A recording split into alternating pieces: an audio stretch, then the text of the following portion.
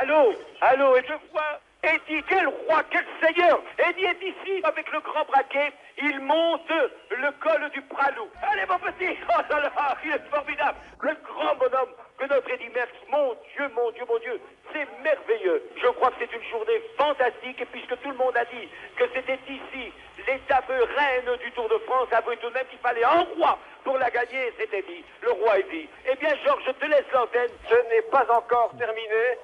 Il n'y a plus que Bernard Thévenet qui est en poursuite. Ouh là là, rien n'est joué. Il revient sur Eddie Merckx. Bernard Thévenet en danseuse. Pour beaucoup de gens, je reste le tombeur de Merckx. Je regrette un peu qu'on ait oublié les autres traces du palmarès parce que j'ai gagné quand même d'autres courses que ce Tour de France.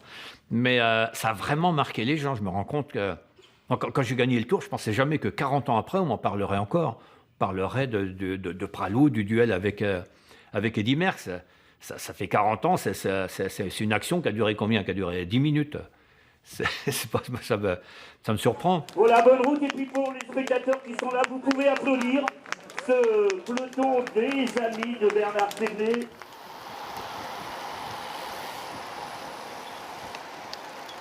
J'habitais le hameau là. Ah ouais? Mes parents étaient fermiers là. Ils avaient la ferme là? Non, ils étaient fermiers, ils étaient locataires. Ouais, À 14 ans, j'ai passé le certificat d'études. ouais. Et après, j'ai travaillé à la ferme, on ne demandait pas ton avis. Hein. Ah oui. Une fois, mon père, il m'a demandé ce que je voulais faire. Je lui ai dit, ouais, je voudrais bien être mécanicien. Il m'a dit, ah, t'es sûr? Puis c'est tout, ça s'est arrêté là.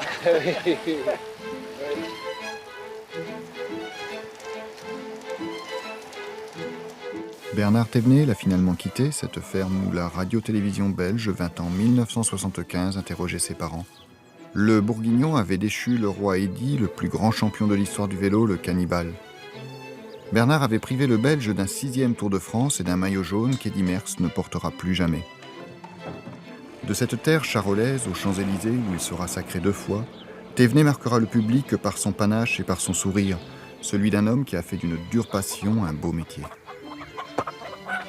Mon enfance, c'était un garçon qui a toujours été très turbulent. Hein. Il était polisson, ton gosse. Hein. Il aimait grimper, il aimait courir, trotter, courir surtout. Alors, quand il a décidé de faire du vélo, comment avez-vous réagi? Je n'ai pas tellement envie au début, moi, parce que je trouvais que c'était un métier trop dangereux, vous voyez. On n'était pas bien d'accord, parce qu'on ne voyait pas bien un métier là-dedans. On ne pensait pas qu'un enfant pouvait faire autre chose que de nous aider. À la campagne, on voyait que le métier de la campagne. Mes parents travaillaient 14 ou 15 heures par jour pour gagner finalement pas grand-chose, très très peu. Mais c'est pour ça que le travail à la ferme, ça ne m'intéressait pas. Parce que ça ne m'intéressait pas. J'avais pas envie de connaître la même vie qu'eux. Mais je pensais qu'en faisant du cyclisme, ça allait m'ouvrir d'autres horizons et que même si j'arrivais pas à être coureur cycliste professionnel, j'allais pouvoir faire autre chose. Bernard, il est arrivé un peu comme Poulidor de la terre, puisqu'ils étaient fermiers tous les deux. Et il avait un peu le même tempérament, battant, toujours se surpasser. À la ferme, c'est dur. C'était pratiquement les origines de tous les coureurs. En ce moment, tous les coureurs venaient de la campagne. Tout le monde voulait s'en sortir socialement et tout, s'élever un peu dans la vie. Et lui, sur le vélo, il trouvait une échappatoire. Il trouvait quelque chose de plus facile que le métier de fermier. Et il savait se surpasser. Il savait aller au-dessus. J'ai vu Bernard se mettre minable. Et les gens aiment bien ça. Les gens, vous voyez que c'était le seul qui pouvait accrocher Merckx à l'époque et qui pouvait le battre en montagne. Et Bernard se surpassait pour ça. Et la gloire qu'il a eue, parce que ça a été une vedette, c'était une grande vedette même, la gloire qu'il a eue, c'était grâce à son tempérament.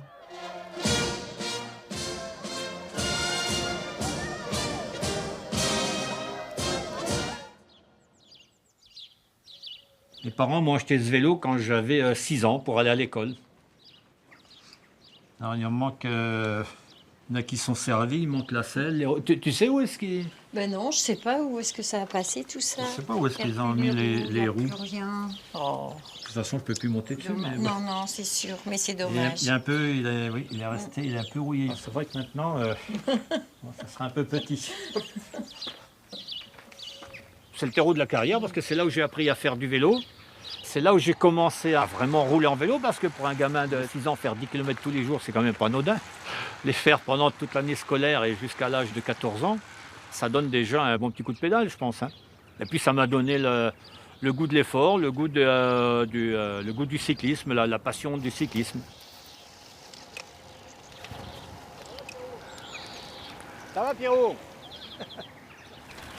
Là on va faire 3 descentes, il y a les côtes que je faisais pour rentrer de l'école. Tu avais un vélo de course, un demi-course? À l'époque, non, j'avais un vélo de gamin, j'avais 6 ans. Ah ouais, d'accord, ok. La première course que j'ai vue de ma vie, c'était ici. L'instituteur nous avait emmené voir les 6 provinces. Il y avait Robic, Forestier, c'était en 54. Je crois qu'il y avait Bobet aussi. L'entrée de l'école, elle était là, maintenant c'est la mairie, mais avant c'était la mairie et l'école.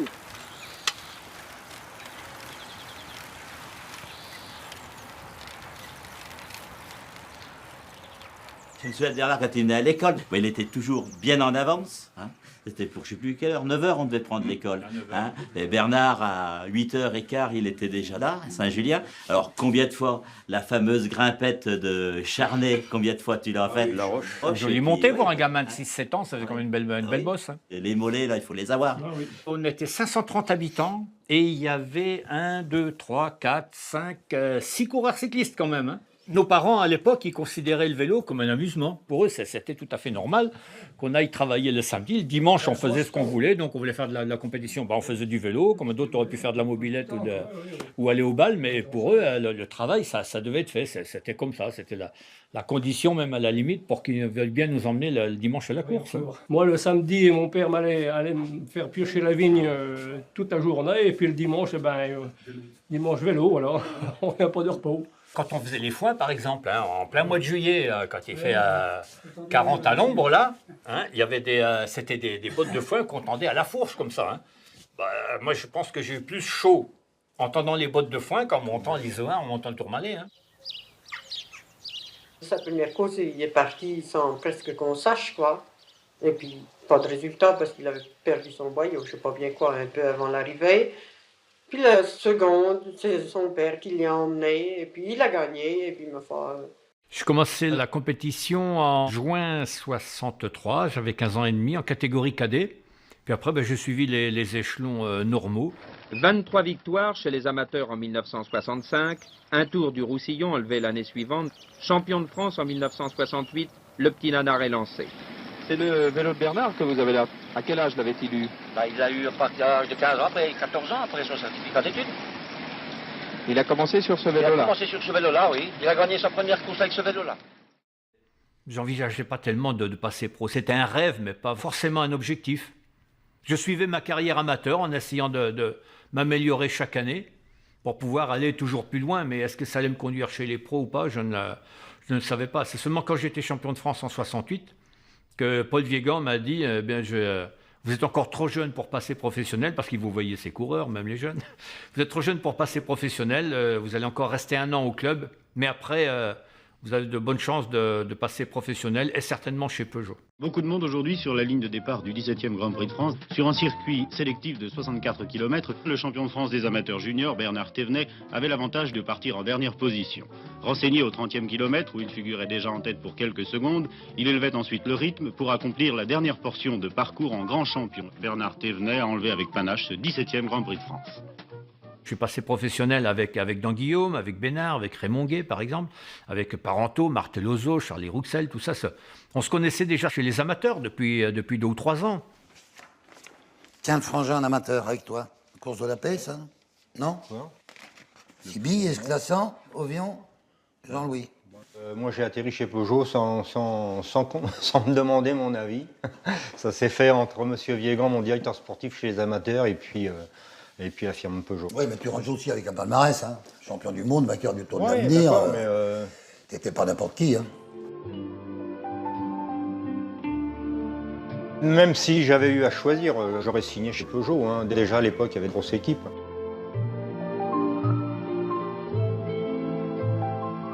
Beaucoup de coureurs amateurs avaient des contrats avec Peugeot déjà, avec un vélo de service et une prime kilométrique. Et donc mon père étant agent Peugeot, comme j'ai fait une très belle saison 69, tout de suite Gaston Plot est venu voir mon père, il a dit tiens ça me plairait d'avoir Jean-Pierre. Et donc j'ai signé chez Peugeot. Bon, de toute façon mon père n'aurait pas voulu que je signe chez Mercier. C'était un recrutement, les meilleurs coureurs amateurs. Il intégrait l'équipe Peugeot, bien évidemment. Et il y a ceux qui étaient connus, ceux qui gagnaient beaucoup de courses et tout. Et puis, évidemment, il y en a qui étaient moins connus, mais qui avaient des qualités énormes, qui enrôlaient d'autres équipes. Ils ont eu les plus forts coureurs qui ont existé. C'était la plus grosse équipe au monde, tout le temps. Mercier a gagné Émile-San Remo chez Peugeot. En tête, Eddy Merckx fait littéralement éclater le peloton. Eddy Merckx qui fait preuve... Il a gagné toutes les courses, gagné tout, avec des vélos pourris. Ils avaient des vélos pas tapons, les coupes de cadre et tout. C'était horrible. Pour faire changer les coupes de cadre à Beaulieu avec les ingénieurs, ça a été la croix et la bannière. Mais moi, je leur ai dit, mais c'est pas vous qui êtes sur le vélo. C'est des vélos de grand-mère, ça. C'est des vélos pour les grands-mères aller faire leurs courses. Lorsque je suis passé pro en 70, il y avait Roger Pinjon dans cette équipe qui avait gagné le Tour de France 3 ans auparavant. Il y avait Ferdinand Braque qui était recordman du monde de l'heure. Il y avait Raymond Delille qui avait gagné dans le Tour. Mais cette année-là, nous étions quand même, je crois, 7 néo-professionnels. C'était extraordinaire. Il avait déjà un palmarès chez les amateurs. Bon, mais quelquefois, entre le palmarès, les amateurs et le professionnalisme, il y a un monde différent. Mais bon, on savait qu'il avait des qualités.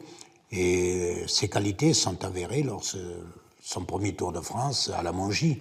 Oui, d'ailleurs, aujourd'hui, on pensait peut-être qu'Eddy Merckx réussirait à faire un nouveau numéro. Eh bien, ça ne semble pas avoir été le cas. Et c'est Bernard Thévenet, au contraire, qui est en train de réussir un fort brillant exploit, puisqu'il est seul en tête, à 3 km de l'arrivée à peine. Bernard Thévenet, qui va donc être l'une des révélations de ce Tour de France. Bernard Thévenet, qui est un bon rouleur, qui est un bon grimpeur et qui est fort capable de prendre une bonne place parmi les meilleurs coureurs cyclistes français. Lui qui a bien failli ne pas prendre le départ même du Tour de France, puisqu'il n'était que remplaçant, et qu'il a pris au dernier moment la place laissée vacante par le Hollandais Carstens et le Belge Braque dans l'équipe de Gaston Plot. Je connaissais Victor Ferrari, qui avait dû faire le Tour de France dans les années 24, 25, quelque chose comme ça.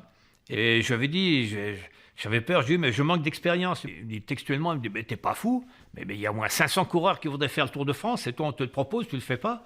Je dis, oui, mais je suis pas entraîné pour ça. Il m'a dit, non, mais tu verras dans le Tour de France, en 3 semaines, tu vas prendre plus d'expérience que depuis que tu fais du cyclisme.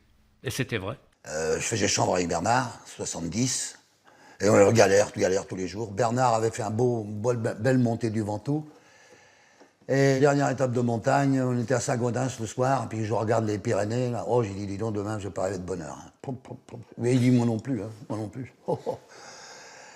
Et puis le lendemain, je suis à 5 km de l'arrivée, j'entends vainqueur Thévenet. Le voici, Bernard Thévenet, qui remporte cette étape.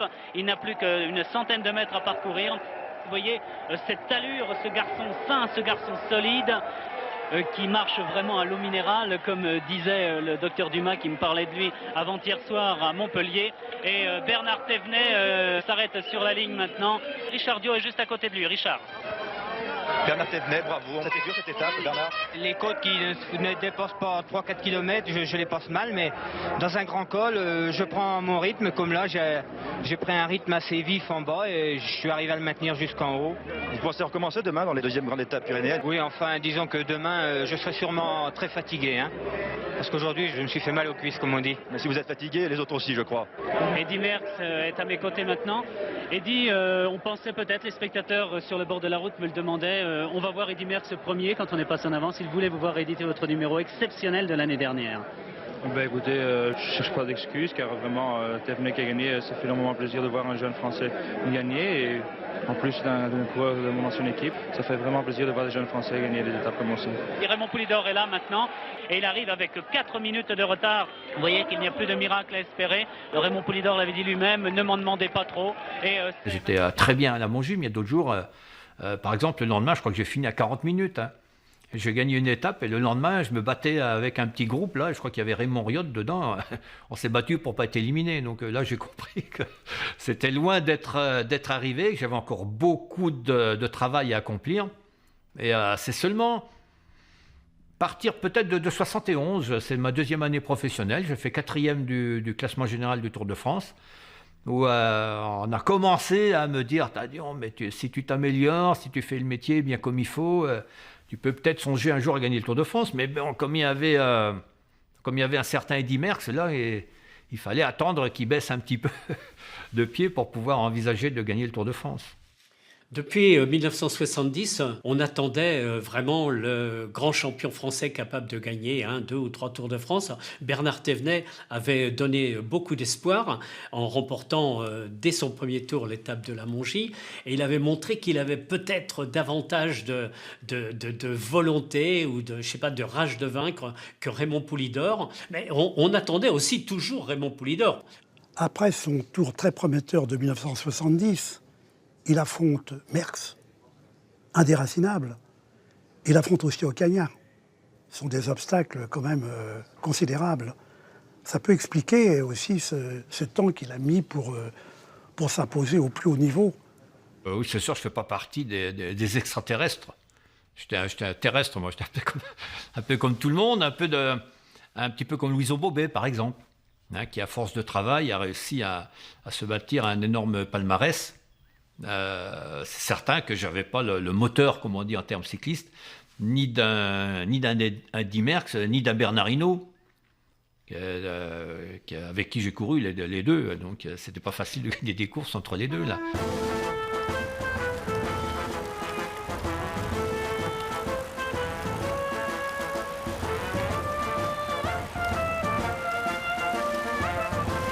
C'est quand même mieux dans les roues, hein. Ouais, ça va là. Pas dans un grand jour, alors. Il s'occupe de moi. Ici, il n'y a que le long du canal que c'est là. Sinon, oui. Ça monte et ça descend tout le temps. C'est le canal de quoi, ça? Canal du centre. Ah oui, d'accord. Je peux dire que je connais toutes les routes ici, parce que je suis pratiquement passé partout pour l'entraînement. Je me suis entraîné pendant de très nombreuses années ici. Le long du canal du centre, par exemple, entre Paray-le-Monial et Mont-Solémine, il y a 35 km absolument plat. Pour préparer un contre-la-montre, j'aimais bien rouler sur cette route-là. Au tout début, je m'entraînais 2 fois par semaine à peu près, entre 80 et 120 km. Après, je m'entraînais pratiquement tous les jours, même chez les amateurs. Puis chez les professionnels, bien sûr, on s'entraîne tous les jours, oui. C'est la passion d'abord. Il faut aimer ce métier. Si vous ne l'aimez pas, vous ne pouvez pas faire du vélo. C'est sûr, oui. Et puis après, l'entraînement, c'est d'aller comme si tu vas travailler le matin, tu prends ton vélo et tu roules toute la journée.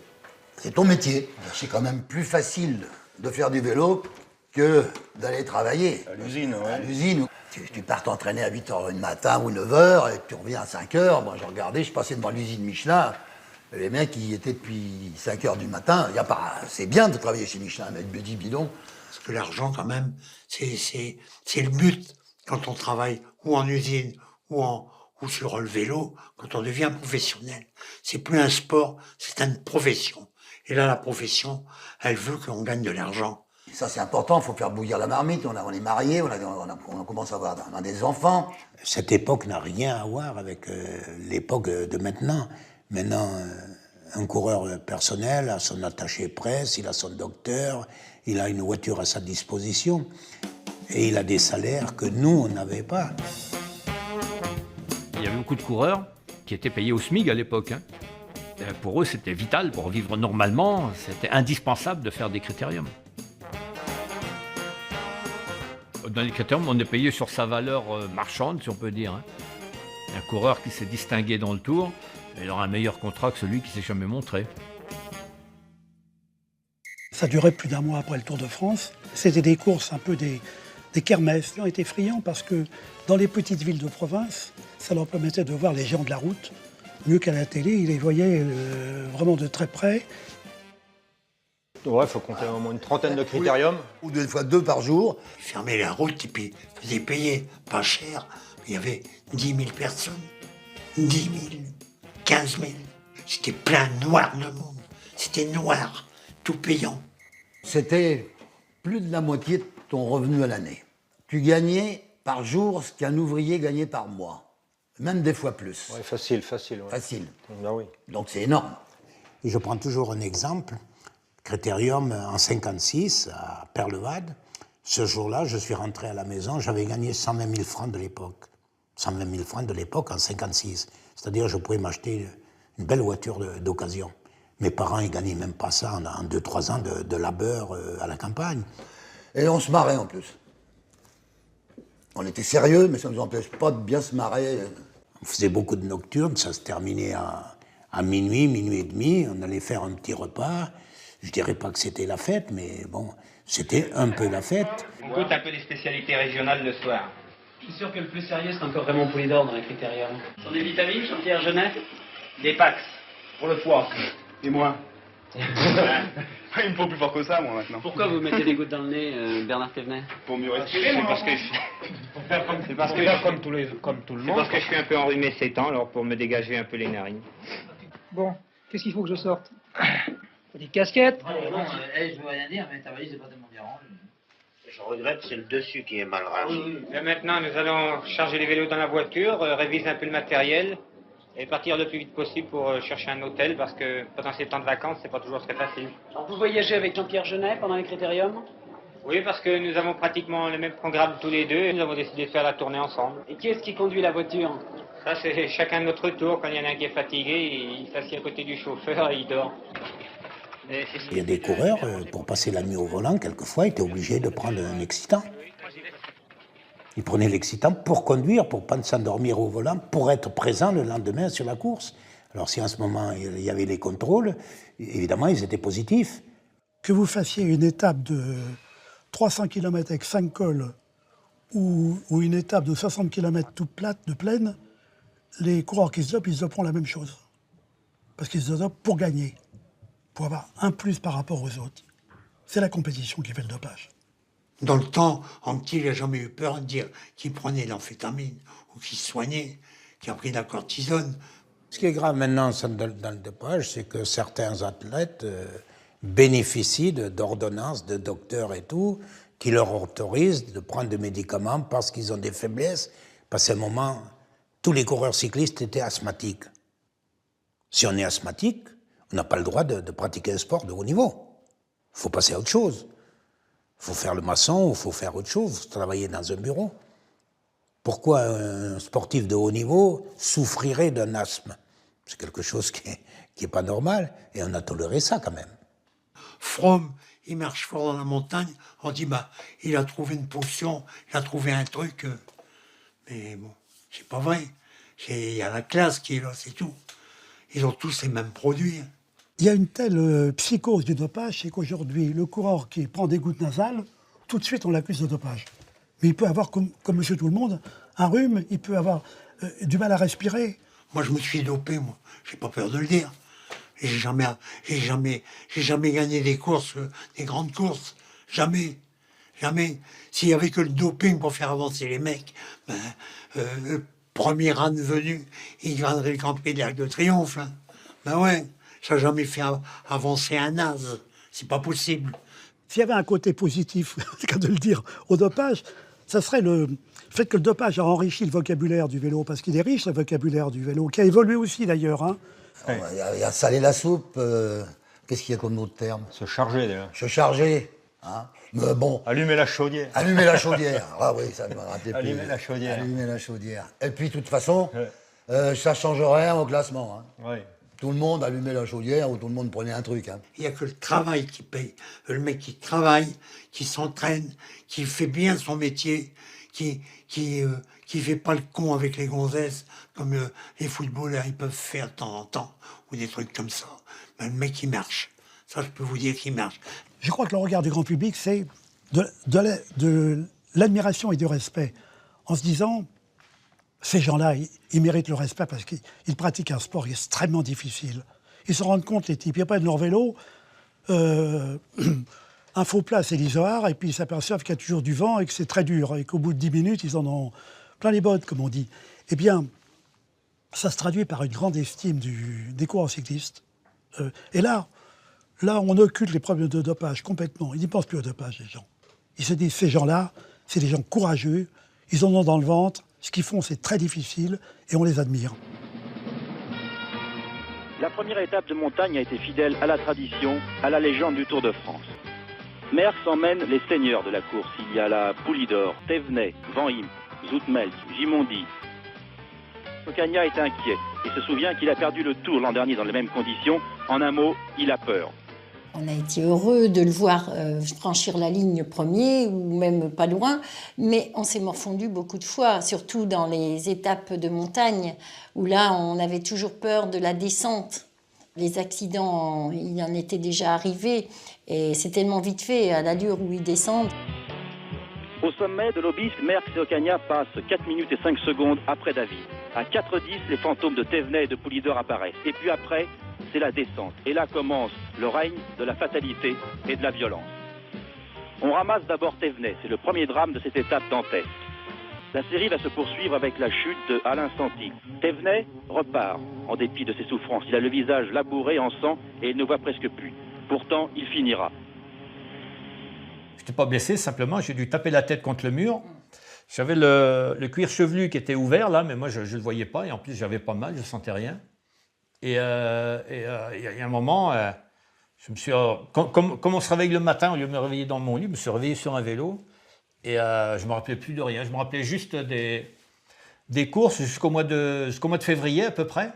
Et après, rien. C'est plus grave pour Santy, complètement inconscient. Son état semble si sérieux que l'on fait appel immédiatement à l'hélicoptère des services sanitaires. Santy, quelques instants auparavant encore en tête de la course, est là, maintenant, presque sans vie. Quant à Thévenet, 15e, il a perdu 6 minutes, mais il a peut-être tout perdu.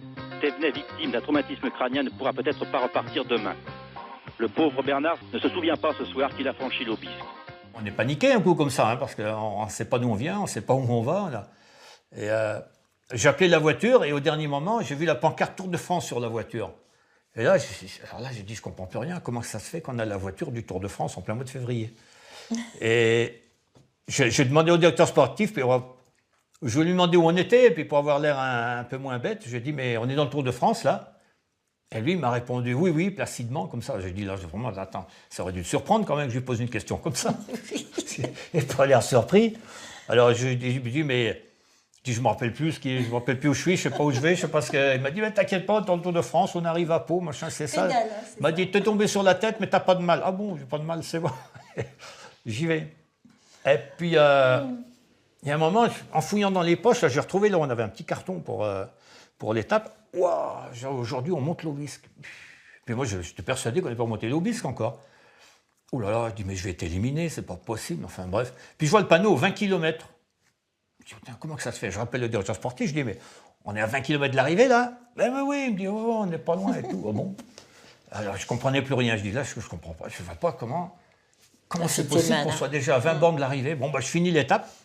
Et puis, je vois le médecin qui était de Rouen, là, docteur Brossard, et qui me dit comment ça va et tout. Il regarde mon machin, il dit il faudrait qu'on te recouse. Et puis il me dit mais ça a été quand même. Je dis ouais, mais heureusement qu'on n'a pas monté l'Aubisque aujourd'hui, hein, sinon j'aurais jamais pu finir l'étape. Ouh là là. Il m'a dit mais toi, il faut que tu viennes à l'hôpital. Donc j'ai passé la nuit à l'hôpital. Et puis le lendemain, le chirurgien m'a dit écoutez, vous avez quand même reçu un choc. Il me dit vous avez perdu connaissance. Je dis non, j'ai pas perdu connaissance. Je ne vais pas abandonner le tour, moi.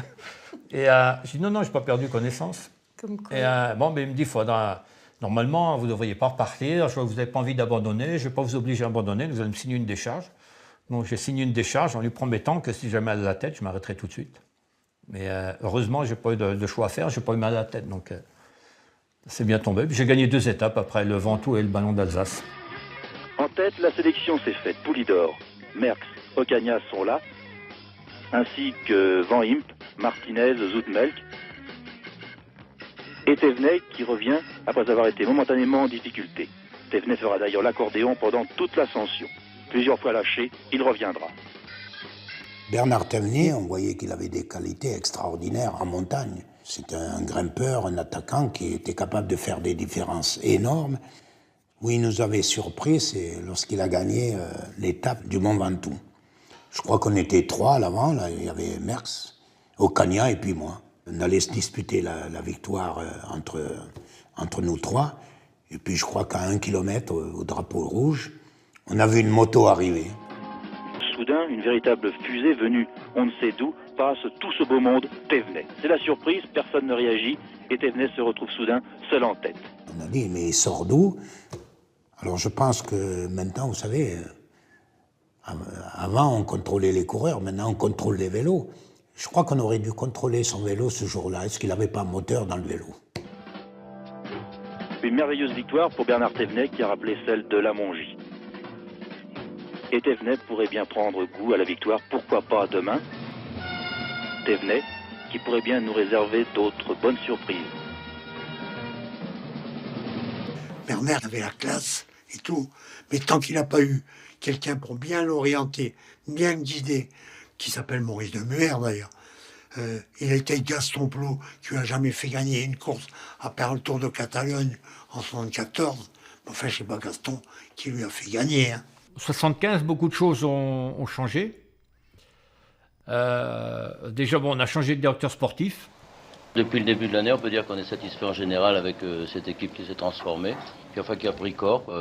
Il se passe une chose qui est très bonne. Il y a des coureurs qui ont pris conscience de leurs possibilités. Il y a une action commune qui est aussi bien faite par les soigneurs, les mécaniciens, moi-même. Et puis enfin, je crois que tout le monde a compris le sens véritable du mot équipe. Tout le monde y trouve son compte. Et je crois qu'à la sortie, l'esprit doit rester uniforme pour toute l'année. Avec lui, il n'y avait pas une course dont on prenait le départ sans avoir fait avant un plan. Il y avait un plan d'attaque. Toi, tu vas faire les 100 premières bornes, je vais te voir dans toutes les échappées, ton machin, toi pour la fin et tout. Il y avait vraiment une tactique, une stratégie qu'on ne suivait pas auparavant. Il était également très pointu sur le matériel. La demande était amplifiée par Jean-Claude Vincent, qui lui cherchait toujours le mieux, le meilleur. Le nouveau directeur sportif est venu me demander pour être mécano avec lui. Et on a repris toutes les choses en main. Et il fallait faire beaucoup de modifications pour dire d'améliorer le matériel pour la sécurité des coureurs. Je faisais partie intégrante de l'équipe d'ailleurs. J'avais leur destin entre mes mains, disons. Jean-Claude était un ancien coureur, il avait couru chez les amateurs, il aimait bien toute l'équipe et il voulait absolument faire évoluer le matériel. Et il était tout fou dans la course, hein. Il passait la moitié du temps en dehors de la voiture, lui. Il était sur le toit en train de réparer les roues, il était toujours penché à la portière, un jour il y a eu un accident parce qu'il était à une course sur la Côte d'Azur où j'ai crevé. Il s'est mal entendu avec Maurice de Muer, lui était déjà monté sur le toit en train de descendre le vélo. Et moi, je me suis arrêté. De Muer, je sais pas, il n'a pas bien fait attention. Il a freiné un coup sec. Et Jean-Claude, il est passé à côté de moi. Là, il volait vraiment. Hein, il volait avec le vélo à la main. Et heureusement, il ne s'est pas fait mal. Alors en plus, le pauvre, il a un manteau de galoche. Il a un manteau comme ça le lendemain. Mais il aurait pu se faire très très mal. Mais c'est pour dire que c'était il était à 200% dans son métier. Et les équipiers que de Muer avait pris, ils étaient pareils, au top niveau cette année-là. Il avait fait toute la saison en prévision du Tour de France, avec comme objectif principal le Tour de France. Et Bernard était capable, puisqu'il avait déjà fait deuxième, il avait déjà cogné le père Merckx plusieurs fois, et il était capable de gagner le Tour. Cette année-là, il était confiant, parce que je me souviens de la réunion qu'on a fait au départ du Tour à Charleroi. Il a dit je viens pour gagner. C'était rare que Bernard annonce la couleur. Il a annoncé la couleur. Je viens pour gagner. Bon, je veux bien, il avait gagné le Dauphiné avant. Bon, et puis une équipe soudée aussi, on était confiants. Quand votre leader est confiant, vous avez confiance. Et puis on avait quand même encore le cannibale. Le cannibale. Qui était champion du monde. J'ai dit, bon, Bernard, il a le moral. Au départ du Tour 75, en Belgique, à Charleroi, Eddy Merckx part bien sûr favori. Les premiers coups de pédale seront donnés en Belgique et dès dimanche, les coureurs seront dans la région parisienne. Ils mettront alors le cap sur le sud-ouest. 4 étapes se termineront au sommet d'un col et le peloton prendra une fois l'avion pour rejoindre Nice. Les coureurs sont arrivés hier soir par avion spécial en provenance de Clermont-Ferrand. Jacques Godet, êtes-vous satisfait du Tour 1975 ?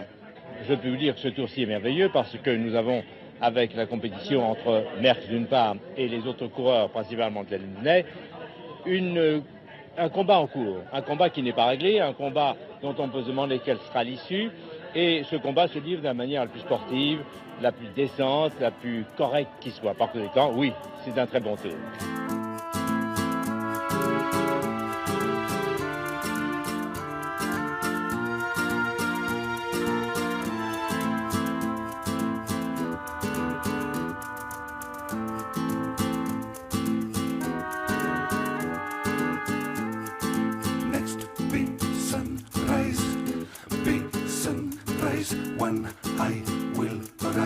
Il y avait une grande étape entre Nice et Pralou, qui faisait dans les 240 km, il y avait 6 ou 7 cols à passer.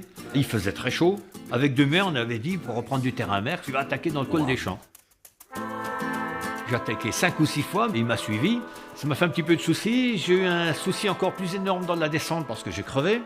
Donc j'ai perdu beaucoup de terrain. Heureusement que j'avais Raymond Delille avec moi, qui m'a ramené sur le groupe de tête, donc sur le groupe Eddy Merckx. C'était juste avant le pied du col d'Alos. Si ça se passait pas bien dans le col des Champs, j'allais attaquer Alos, mais Alos, j'ai pas pu attaquer. Je venais de faire la poursuite pour rejoindre. Je commençais à me faire du souci. Bon, je dis, je vais attaquer en montant Pralou. Malheureusement pour moi, Eddy Merckx a vu que j'étais pas super. Il m'a attaqué à 800 mètres du sommet du col d'Alos. Et quand il est parti, j'ai essayé d'y aller. Et à ce moment-là, j'ai senti que j'avais les jambes qui flageolaient un petit peu. Sur le coup, il m'a pris 100 mètres. On est resté comme ça à 100 mètres l'un de l'autre pendant 1 kilomètre. J'ai basculé au sommet à 100 mètres derrière lui à peu près. J'ai fouillé dans les poches pour me ravitailler, mais la descente, elle était très difficile, très compliquée. C'est une petite route avec beaucoup de virages. Nous allons maintenant descendre. Je pense que cela va se situer autour des 70-80 km/h, avec une descente très sinueuse, très dangereuse, où il y a beaucoup de poussière, et puis de nombreux virages assez dangereux. Vous vous rendez compte un peu des risques énormes que prennent les coureurs dans une descente comme ça? Eh bien, Eddy Merckx vient de creuser l'écart. Il a maintenant 17 secondes d'avance sur Félicien Gimondi, qui a donc doublé, comme on pouvait s'y attendre, Bernard Thévenet, qui est encore beaucoup plus prudent qu'Eddy Merckx. Cela, évidemment, on le savait, Bernard Thévenet a des difficultés dans les descentes, et quand on pensait que le Bourguignon pouvait attaquer Merckx dans les montées, eh bien, on savait aussi que Merckx pouvait lui contre-attaquer, lui, dans les descentes. J'étais vraiment en colère contre moi-même, parce que je m'en voulais d'avoir perdu 1 minute 10 dans une descente. C'était une étape où je devais reprendre du terrain, et là, j'en avais perdu. Et je commençais à embrayer Pralou, mais alors vraiment à 100%, hein, comme si l'arrivée était 1 kilomètre plus loin, tellement j'étais en colère remontée. On retrouve Bernard Thévenet en compagnie de Job Zoetemelk et de Lucien Van Impe, mais devant tout seul, Eddy Merckx a réussi à conserver son avantage. J'ai commencé à regarder où était Merckx. Et quand je l'ai vu qu'il piochait comme un malade, il piochait. J'ai dit, le grand, il est cuit. On l'appelait le grand Merckx. Et je dis à Demey, Maurice, le grand, il est cuit. Il faut le dire à Bernard. On est venu tout près de Bernard. On lui a crié de relancer la machine, que rien n'était fini. Et il a relancé la machine. Et il a mis de plus en plus grand, en braquet. Il a été de plus en plus vite. Alors que Bernard Thévenet a placé un deuxième démarrage et que Job Zoetemelk est vraiment au bout du rouleau ici, il ne peut pas suivre. C'est un battant, pourtant il revient, il essaie de revenir une fois de plus. Mais Bernard Thévenet, on préfère s'en aller tout seul. Bernard, ce jour-là, il était le plus fort de tous, je pense, parce qu'il ne nous lâchait même pas une. Il est monté le Pralou à une vitesse impressionnante. Et nous, on avait bien de mal à suivre. La preuve, on n'a pas pu suivre.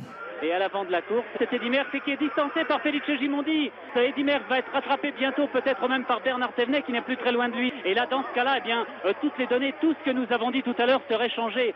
Si Eddy Merckx est en train de faiblir et Bernard Thévenet, lui, ne faiblit pas, il revient très fort. On n'avait pas les oreillettes à l'époque, hein. Mais d'après les spectateurs, je sentais quand même que je reprenais un petit peu de terrain à Merckx, parce qu'au début, on me faisait une 10, puis après 1 minute, et après 50 secondes. Et à un moment, mais je dis finalement, je ne vais pas perdre beaucoup de terrain, je vais peut-être perdre que 30 secondes. Merckx a peut-être présumé de ses forces. Là, c'est tout un nouveau tournant du Tour de France qui se joue et tout pourrait se jouer à coup de secondes dans ce Tour 75. Alors Bernard Thévenet, devant lui, Eddy Merckx est tout prêt maintenant. Quand il est arrivé sur Merckx, il l'a passé en injection, sans même un regard, sans rien. Merckx a tourné la tête légèrement pour le regarder. Tout le monde était comme moi, ils ne pensaient jamais que j'allais rejoindre Merckx. Donc il y en a beaucoup qui étaient allés directement à l'arrivée. Et heureusement qu'il y a un photographe qui suivait un peu plus, qui a suivi Merckx et qui a fait la photo au moment où je le passe. Sinon, autrement, il y aurait peut-être même jamais eu de photo de fait. Il paraît qu'il y avait beaucoup de journalistes qui étaient déjà en salle de presse, qui avaient commencé à faire l'article. Merckx gagne son 6e tour. Après, ils ont jeté le papier, ils en ont refait un autre. Derrière, je ne sais pas ce qui s'est passé, mais il y a eu vraiment un changement d'image qui nous a empêché de voir Eddy Merckx au moment où il était rattrapé. Alors Bernard Thévenet est en train de revenir sur Felice Gimondi. Et Bernard, comme une fusée, est revenu sur Gimondi. Et moi, je lui ai crié, attaque-le, la même chose. Il a flingué pareil. Il était vraiment au-dessus du lot. Je n'ai jamais vu dans un col pédaler aussi facilement. Et mettre du braquet et lâcher Gimondi, Merckx et Gimondi comme il l'a fait. Thévenet qui va apparaître le premier. Il est suivi maintenant par Felice Gimondi. Derrière, il y a Eddy Merckx qui a été rattrapé par Joop Zoetemelk. Nous sommes en train de vivre un grand moment dans ce Tour de France. Bernard s'est approché les lignes d'arrivée. Il y a maintenant 5 secondes qu'il est passé. Gimondi deuxième avec 22 secondes de retard sur Bernard Thévenet qui a remporté cette étape. En troisième position, c'est Joop Zoetemelk qui est en train de terminer maintenant. Qui va prendre la quatrième place? C'est Lucien Van Impe, certainement. Eddy Merckx, au bout du rouleau, est en train de terminer avec peine. Merckx perd près de 2 minutes sur Bernard Thévenet. Eh bien, décidément, c'était l'écroulement pour Eddy Merckx dans ce dernier kilomètre. On a vu vraiment un très grand numéro de Thévenet. Ce qu'il a fait dans Pralou, c'est fantastique. On les compte exécuter Gimondi et Merckx, pas n'importe qui, en l'espace d'un quart d'heure, et de gagner le Tour là en 10 km. C'est l'une des plus belles images que je garde. Le podium de Pralou avec Merckx en jaune, venant rendre hommage à Thévenet en jaune, ça c'est l'une des plus belles images de l'histoire du vélo. Alors là, c'était quand même un grand moment quand on apprend qu'on va porter le maillot jaune. C'est la première fois que je portais ce maillot de ma vie. C'est mon 6e Tour de France. C'était la première fois. Alors sur le coup, on est très heureux parce que des moments, je remonte comme porte moi une fois. Et puis après, on se dit 58 secondes sur Merckx, mais c'est rien du tout. Sur un phénomène comme ça, c'est rien du tout. Eddy, à ce moment-là, bon, il était au-dessus de l'eau. Bon, bien un jour ou l'autre, il va décliner. Mais je ne pensais pas que j'ai passé aussi vite. Parce que Merckx, tout le monde en avait marre. Et qui gagne tout le temps, c'est toujours comme ça d'ailleurs. Quand un gars gagne toujours et tout, il préfère celui qui l'attaque que le gars qui gagne tout le temps. C'est lassant pour les gens. Et donc là, Bernard, j'ai jamais vu tant de supporters. J'en ai voulu beaucoup à Bernard, pour une bonne raison. Ce jour-là, il fait un exploit et il m'a pris une partie de ma popularité. Puisque j'étais à l'arrière, j'étais à la ramasse. Bon, on m'encourageait par respect. Et là, Bernard, je lui en vais, il a pris un peu de ma popularité. Je ne lui ai jamais dit. Ni Raymond ni moi, nous n'avions changé. On était toujours les mêmes coureurs, toujours les mêmes personnes. Les supporters, c'était les mêmes. Simplement, les supporters avaient changé de pancarte. Et finalement, c'est là où on se rend compte que la gloire, elle ne nous appartient pas. Finalement, elle appartient aux gens qui nous supportent. Les gens aiment les champions humains dans lesquels ils se retrouvent. C'est ça, on a besoin de coureurs comme ça. Quand on pense à tous ces supporters, à tous ces gens-là qui eux aussi vont être heureux parce que j'ai acquis quelque chose, pour moi je pense que c'est encore supérieur à mes propres attentes. La montée de l'Izoard dans le Tour 75, il y avait une foule énorme au sommet de l'Izoard. Les gens s'écartaient juste devant moi. Ils m'encourageaient et moi en même temps je sentais que je leur apportais un immense bonheur. Pour moi c'était une fierté d'apporter du bonheur à autant de gens d'un seul coup. C'était le meilleur moment de ma carrière certainement.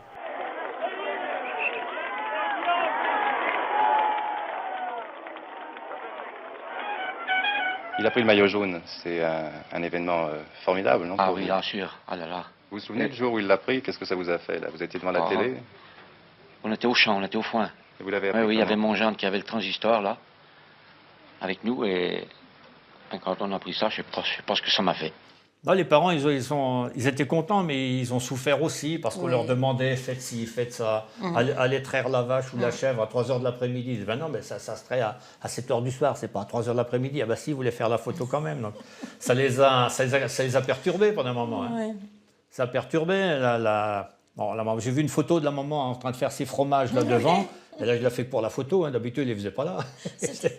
Il les faisait là-bas dans le fournil. Bref, puis c'était pas l'heure. Je pense que ça a dû beaucoup les perturber. Mon père, on lui a posé des tas de questions. Il n'aimait pas trop ça. Hein. Lui, il était n'était pas bavard du tout, il était très discret, voire timide même. Imaginons qu'il aura le maillot jaune à Paris. Vous irez à Paris, vous? Je pense pas, écoutez. Monsieur Thévenet, vous n'avez pas envie d'y aller? Ben, ça me ferait plaisir d'y aller ici un petit peu, mais enfin, vous savez, c'est pas tellement facile. Parce que vous savez, c'est pas tous les jours à la campagne qu'on a des moments pour sortir. Hein. Au début, on leur avait proposé, on dit oh, non, il y a le travail à faire. Alors, Dauphiné Libéré leur a dit non, mais on passe vous prendre en avion. Ça tombait bien, il y avait un petit aérodrome à Saint-Yan, à 20 km de chez eux. Non, mais on vous prend le matin, on vous assure, on vous ramène le soir, vous pourrez faire le travail. Ah bon, ils ont dit c'est comme ça, on pourra y aller alors. Alors 1975, c'est une grande année aussi dans l'histoire du Tour de France, puisque c'est la première arrivée sur les Champs-Élysées. Le Tour de France a vraiment trouvé, tout au moins Yves Mourouzi, a vraiment trouvé l'endroit idéal pour faire une arrivée somptueuse du Tour de France.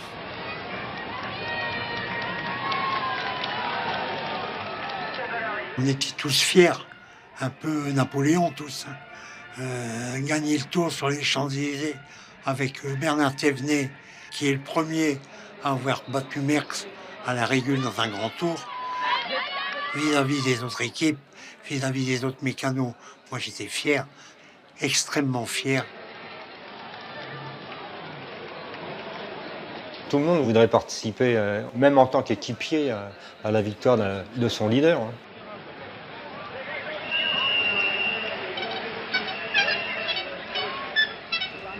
Je sais pas ce que toi tu en penses, mais... Ça, c'est des grands moments, ça. C'est comme si vous aviez gagné.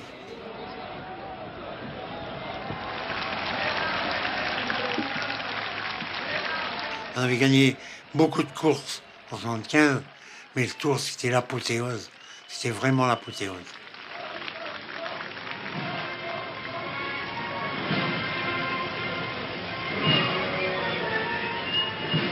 Je n'avais pas vraiment conscience d'être entré dans la légende. Je savais que j'avais fait quelque chose qui plaisait beaucoup aux gens. Merckx s'était battu, c'était quelque chose d'énorme, de surprenant. Pour moi, c'était moins surprenant. J'avais tout fait pour essayer de gagner ce Tour de France. J'avais fait beaucoup de sacrifices pour arriver à prendre le maillot jaune. Et quand on y repense, quand on a un peu oublié tout ce qu'on a fait pour ça, c'est vrai qu'on trouve que c'était quelque chose qui a été extraordinaire pour les foules, pour les gens, pour les Français du moins. Mais même quand je vais en Italie, chez eux ou en Espagne, pour les gens, je suis le tombeur de Merckx. Tout ce qu'on a gagné en 75, 76, 77, toutes les courses à étapes, on a tout gagné en France. Absolument tout. Ça me faisait beaucoup courir. Hein. Il y a des années, j'ai dû faire 150 ou 160 jours de course. Donc ça faisait beaucoup, ce qui explique que l'année suivante, j'avais manqué de récupération dans l'hiver. Et après, je recommençais la saison et je voulais absolument essayer de faire mieux que la saison précédente. Et puis, j'arrivais pas. Et puis, j'étais fatigué. Je restais fatigué un bon moment, qui s'explique que je faisais, pendant un bon moment d'ailleurs dans ma carrière, j'ai bien réussi une année sur deux. Bernard Thévenet vit un véritable calvaire. Il n'a pu suivre le peloton à 2 reprises. Il a été lâché et il est revenu, puis lâché à nouveau. On sait plus ce qu'on doit faire, on perd ses repères. Et surtout, on perd le moral. On espère toujours qu'on pourra refaire quelque chose et finalement, on se rend compte qu'on ne pourra plus revenir comme avant. C'est un moment difficile à traverser. C'est ça qui fait le côté sympathique de Bernard Thévenet, c'est qu'il restait un homme. Il avait ses défaillances. Et puis, il avait ce panache. Et c'est comme ça qu'il est devenu populaire, qu'il était aimé, que c'était nanar. Maurice Demuer. Maurice, je vous signale que Bernard Thévenet vient de reprendre 15 secondes à Lucien Van Impe et qu'il n'a plus que 2,35 de retard. C'est encore beaucoup, qu'est-ce qu'il vient de vous dire là? En 1977, j'étais sur la moto, j'étais à 1 mètre de Bernard Thévenet.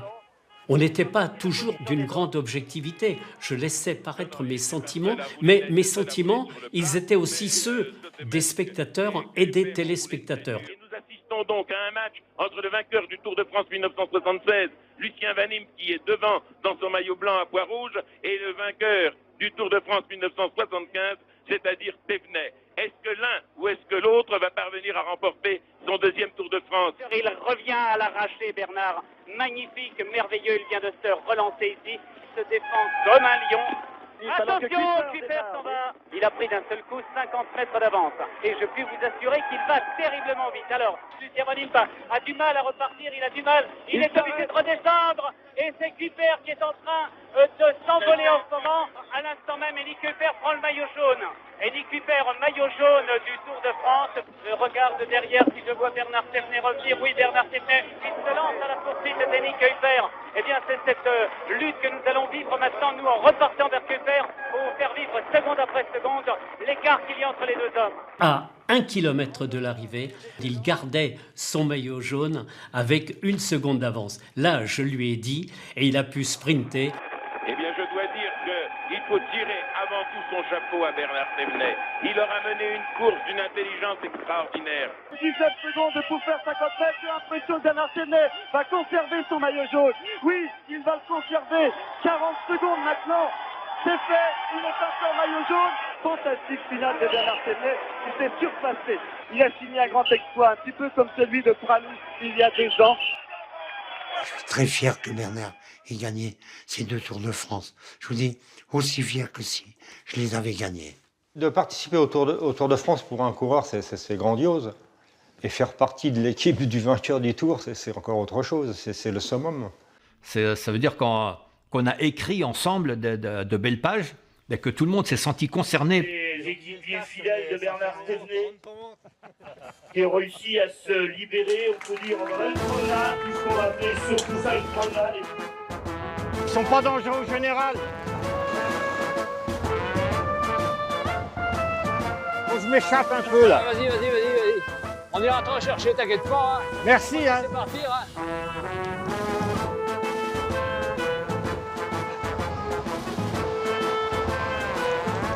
Est-ce que c'est la même allure? Hein? Est-ce que ça ressemble un peu?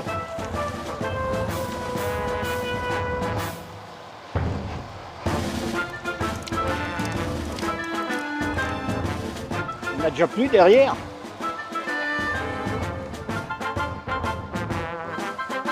Avant, c'était pas des bosses pour toi, ça, Bernard. Hein? C'était pas des bosses pour toi avant. Hein? Ça, c'était des faux plats pour toi avant. Avant, pour toi, non, c'est des faux plats. Hein? C'est des faux plats. Maintenant, le moindre faux plat, c'est une bosse.